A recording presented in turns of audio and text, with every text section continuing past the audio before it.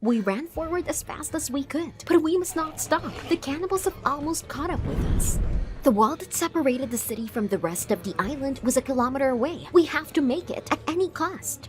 Sam and I are journalists, and we came here to do a story about the cannibal city. I was sure it was just a rumor, but now the crowd of savages was almost upon us. In desperation, I turned to the side. There was an abandoned shopping center. Sam followed, still holding the camera. I looked around the room frantically. There was no point in running to the shops. There were no glasses in the windows for a long time, and suddenly I saw an elevator. We ran to it and I pressed the button. The elevator still wasn't moving. I looked around and was horrified to see that the mall had been invaded by a crowd. And then the elevator doors creaked open. Sam and I jumped in, and I pressed the close button. The doors were closing so slowly, and the cannibals were already running towards us. This was the end. I already started going over the images of my life. And why did we just come here? I always wanted to be a well-known journalist, and went head over heels. So when I heard about the Cannibal Island scandal, I realized this was my chance to become famous. The government had enclosed the captured city with a wall, and no one dared to enter it. And I decided. And my obnoxious colleague Sam stuck with me. That's how we ended up in this hellish place. I was startled out of my reverie by one of the savages grabbing my leg. I felt a piercing pain from the fingernails and screamed, but with the last of my strength, I kicked him with my other foot. How painful! He jumped back as the elevator doors finally slammed shut. We made it, Sam. He kicked the button board with all his might, and the elevator blinked. Now the doors couldn't be opened. They were jammed, and we could get out through the hatch into the shaft. We're safe, Sam said. But the beasts continued to pound on the door anyway, and every time they hit the elevator, I flinched. I looked at Sam, and he suddenly turned the camera to my leg. What? I looked down, my head spinning. The whole leg was torn and covered in deep marks. I immediately remembered the long, dirty fingernails of the cannibal that had clung to me, and my heart sank. Before that, probably because of fear, I didn't even feel pain. But now my leg felt like it was burning. Sam took a close-up of it. I almost started to cry, but then Sam hugged me, and he said that the leg would heal up, and we would definitely survive, and there was no way he was going to leave me. I was ashamed for a second, because I thought Sam was a cold, calculating egotist. And now he took care of me. He even tore off the sleeve of his shirt and bandaged my wound. He recorded everything on the camera, and the cannibals continued to break into the door. I didn't know what to do. We couldn't get out while these beasts were watching us, and we couldn't stay here forever either. But there were no other options. We opened their backpacks, stew, water, bars, if anything that was enough for 2 days. And I checked my phone, but of course there was no connection. Sam filmed my every action. The banging on the door only got worse. The cannibals seemed to be losing their temper.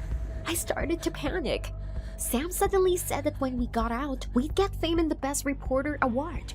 After all, we were the first to show unique footage from the island of cannibals. His words calmed me down a little. Yes, I will be the best. I'll surpass everyone who said I wasn't amount to anything. All I had to do was get out. The cannibals were banging harder. I panicked again, so did Sam. We woke up almost in sync. What? Had we fallen asleep? How long did we sleep? Due to stress and fatigue, we just passed out. I could hardly remember what happened before. We listened. There was no more pounding on the door. Had they gone? But before I could be happy, I brushed against my bad leg and felt a sharp pain. My leg was already swollen. Almost crying, I showed Sam my leg, and it only made me feel worse. Sam just turned on the camera and made a stupid joke that I would soon turn into a cannibal. Perfect timing. I urgently needed antibiotics, but there was no first aid kit in my backpack for some reason. Maybe I dropped it during the chase. The only way out was to look for medicines in the shopping center. I knew that in a few hours, I wouldn't be able to stand on my feet. Sam agreed to come with me, but only if I caught it on a GoPro camera. That's not what I needed to think about right now, but I agreed. He put the GoPro on my head, and we listened. Everything was quiet. Sam carefully opened the hatch of the elevator. At the thought that we might run into the cannibals, the blood froze in my veins. Sam helped me out, and soon we were climbing out through the shaft. It was light outside, so we were out all night. I looked around and immediately noticed the sign. Pharmacy! Very close! But before I could take a step, a savage came around a corner and ran towards me, making terrible noises. Sam, back up!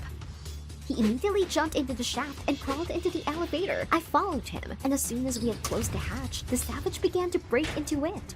My heart was pounding, and my leg was aching. I began to think that I had an infection. The only way to escape was to get the medicine. I said this to Sam, but he mumbled that he had hit himself hard when he fell into the elevator, and now he couldn't walk. Strange, just a minute ago, everything was fine, but I knew that if I didn't get the antibiotic now, I'd be finished. The savage continued to pound on the elevator's hatch. Damn, I need to distract him somehow. I rummaged in my bag and found hairspray. I didn't think it would help me, but I felt the lighter in my pocket, and it hit me. I hope it works. I opened the hatch abruptly. The savage was already hissing and ready to attack. I immediately put the lighter under the spray. A flash of fire burned the cannibal, and he fell screaming into the shaft. Got it! I immediately got out and rushed to the pharmacy alone. When I got there, I immediately hid behind the shelf. I think it worked. No one chased me. There were still some drugs left on the shelves. I noticed the first aid kit on the floor and immediately grabbed it. At that moment, I looked out the window and saw our car. An emergency exit led directly to it from the pharmacy. If we get through the savages, we can get out of here. I just needed to get to Sam. I turned around and was stunned with horror. Right in front of me was a cannibal. I was so excited about the emergency exit that I didn't even hear him approach me. He was a centimeter away from me. But then I grabbed a bottle and hit him on the head. The beast twisted in pain, and I rushed to Sam. I got there quickly. Sam was there, and I breathed a sigh of relief. But then a hand reached out from above. The cannibal. God, I didn't close the hatch. I dropped my backpack and immediately slammed it shut, and tried to hold on with all my strength, but the savage was stronger. Sam, help me, but he was in no hurry. My hands were getting weaker by the second, and I couldn't stand it and let go of the lid. At that moment, the savage, who continued to pull it on himself, fell into the shaft. That was so close. I looked at Sam reproachfully. Why did he help me? But all Sam said was that he couldn't leave the camera, and that he acted that he had already examined the first aid kit, but it turned out that there were only empty bottles in it. Did I take the wrong box? There was another banging on the elevator door, and I was desperate. Tears welled up in my eyes, but Sam suddenly said I was so brave. Together, we would succeed, because I was the same as him. I was ready to do anything for the sake of a dream.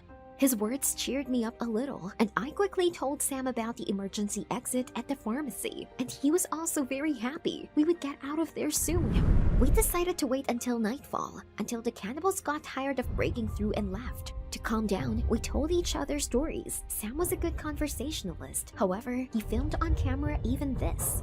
But soon the battery was dead, and I hid it in my backpack. Right now, the main thing was to get out of there alive, and we already had a lot of shots. At some point, Sam shushed me. I think it's time. We quickly climbed out through the shaft. My heart was pounding. Sam, hush. Suddenly, shards of glass crunched loudly under my feet. Oh no, they would wake up. Sam and I looked at each other, but the savages were nowhere to be seen. That was close. We tiptoed to the exit, and I tried not to breathe, so as not to make any unnecessary sounds. And then we were out on the street, running as fast as we could to the car. But suddenly, Sam stumbled. As I helped him to his feet, a bottle of antibiotics fell out of his pocket. Stop, but you said the first aid kit was empty. Then Sam's face twisted into a grin. What's happening? He said he just didn't want to give up to me. What? Are you kidding? I might die. But Sam said that was what he wanted. After all, then all the glory would go to him, and I would remain a loser, a missing person, and he wouldn't have to push me into the hands of cannibals. The audience would only see how he tried to help me and bandage my wounds. I was taken aback, not believing his words, but then Sam abruptly snatched the backpack with the camera from me and ran to the car. I quickly picked up the bottle of antibiotics, swallowed the pill as I went, and ran after him. Oh no, Sam! And then he started shouting loudly. I realized with horror that he was waking up the savages. There were a lot of them in the dark and they woke up. Sam climbed into the car, and I ran over and tried to handle, but it wouldn't budge. That bastard locked the doors. I was about to be torn to pieces. At that moment, he started the engine. No, it can't end like this. I ran after the cars as fast as I could, and at the last moment, I clung to the trunk. Got it! I struggled to get on top of it, but Sam started maneuvering to throw me off. What are you doing? I held on as best as I could. A pack of cannibals was running behind the car, and at any moment, I could fall right on top of them. But suddenly the car jerked violently. There was a pop, and it stopped. What's happening? I jumped off the trunk, and I realized that the tire had burst. I started to panic. I looked back and saw the savages. Furious, they were too close. Limping, I ran to the gate in the wall. Come on, there's not much left. And when I was almost there, it hit me. Where was Sam anyway? I turned and saw that he had got out of the car and was barely dragging himself, and the savages were catching up with him. I wanted so badly to see Sam torn apart after his betrayal. He was ready to give me up for some shots. But then something inside me quivered. It wasn't long ago that I was ready to go head over heels for Fame 2. I suddenly realized that people could be as good as savages. But no, I'm human. I made an effort and quickly returned to Sam. I took his arm and pulled him along. And all I could think was, if I had really spent my entire life neglecting others for my own purposes, just like Sam. There were only a couple of meters left, and here it was, the exit. We got out on last breath, and I managed to slam the gate shut. At the same moment, the cannibals began to drum wildly on it. Tears welled up in my eyes. We are saved. Is it really over? We went through so much for these shots. But Sam suddenly interrupted me and calmly said that the camera was left in the car. Couldn't believe it. Sam grinned enigmatically. Did you like the video? Then subscribe and like it. Support the channel. Thank you.